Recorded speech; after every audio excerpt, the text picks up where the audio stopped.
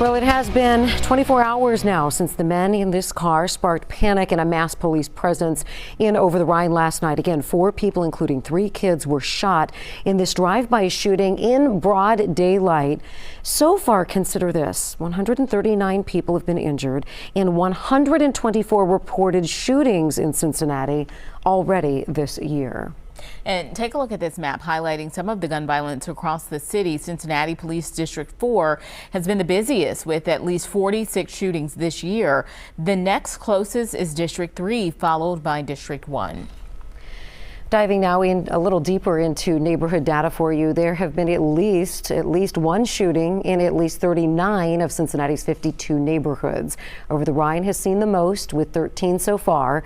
Areas like the West End, Roselawn, and Avondale have also seen, look at this, a number of shootings, but no matter where they are shot, many end up in the same place for life-saving treatment. Dr. Amy Makeley is the medical director of the trauma unit at UC Medical Center. So once the ambulance arrives, her team is the one working through these critical moments to try and save a patient's life. Thank you so much for joining us today. Thank you for having me. And obviously, we're not going to talk at all about what happened yesterday specifically, but talk to us a little bit about how many of these kids and teenagers, how many are you treating or are treated for gunshot wounds every year in our area? Sure. So I work at the University of Cincinnati Medical Center, and we are the area's level 1 adult center. So our center, combined with Children's, which is the level 1 pediatric center, see really all of the victims of gun violence for our community. At UCMC, we see anywhere between 450 to 500 plus victims of gun violence each year.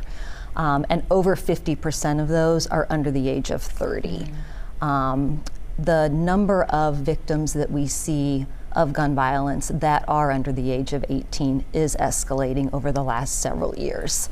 But we do know that gun violence really does affect a young patient population that has so much life ahead of them. You know, Dr. Makeley, a lot of times when we wrap up these stories, we say non-life-threatening injuries or serious injuries.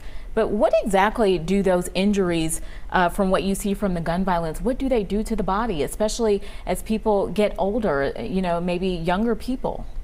So I think first and foremost, you know, a bullet or gun violence can be incredibly devastating. A bullet will stop at nothing. It will go through organs, it will go through blood vessels, it will cause life-threatening bleeding, it will cause broken bones. If it is a gunshot to the head, it will cause devastating neurologic injury. So bullets will stop at nothing, no matter how old or how young you are.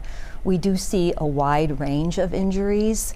You can have an injury that is not life-threatening and be discharged home from the emergency department, or we have patients that, you know, are recovering from their injuries for years to decades. There's just a huge range, and every injury is just a little bit different, but always devastating. Talk to us a little bit about that recovery process, because I do think a lot of times we'll hear, well, that victim has been treated and released, even if they've spent days and days or weeks in the hospital. So I imagine that recovery can take a long time depending on their injuries. Absolutely. The extent of the injuries. And you can talk about just the physical injuries and recovery that needs to happen, but don't underestimate the amount of emotional and mental and psychological injury that comes with every victim of gun violence, and that extends to their families, to their communities, to their loved ones, to folks that witness the violence on our streets. All of that is very long lasting. The physical injuries, yes, sometimes are, you know, they recover within weeks to months, sometimes longer, but the emotional toll is something that cannot be understated. Yeah, you touched on it. My next question here, because especially with young people involved, the trauma center is ready for several young victims at once, like we saw yesterday. So I think one of our responsibilities to support our community is to always be ready if any injured patients come through our doors. Because we are the level 1 center, we are very used to taking care of a high volume of patients, and we are also required to have what's called a mass casualty plan that will allow us to expand our resources if we would unfortunately need to in the case of like a mass shooting or something where a lot of members in our community would be injured all at once. So at any one point in time, we have the resources to take care of any injured patient that comes through our doors, and we also have the ability to expand those resources if that is necessary. Dr. Makeley, talk to us, of course, on a personal level. You were saying in the commercial break that the highest rate of shooting victims that you saw was in 2020, which might surprise you during the pandemic, but that in the last 3 years it has just, you've seen a rise in cases. How upsetting is this for you as a doctor, as a person who lives here, to see that this is a growing problem and you see the collateral damage with their families?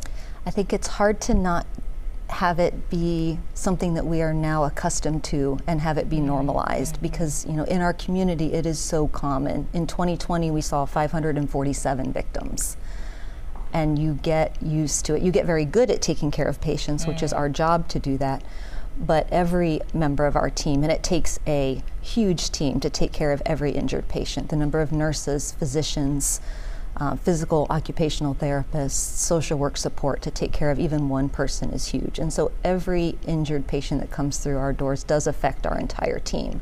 And we would love to not have to do this as much as we do. Something that we need to work with our community is injury prevention, and that extends from motor vehicle collisions to motorcycle collisions to falls and to preventing gun violence. Yeah, that just struck me. You said you get very good at taking care of patients because you see it so often. Too much. Too much. Dr. Makeley, thanks so much for being here with us and sharing your perspective, really, that we really need to see and hear about. That's important. Appreciate it. Thank you.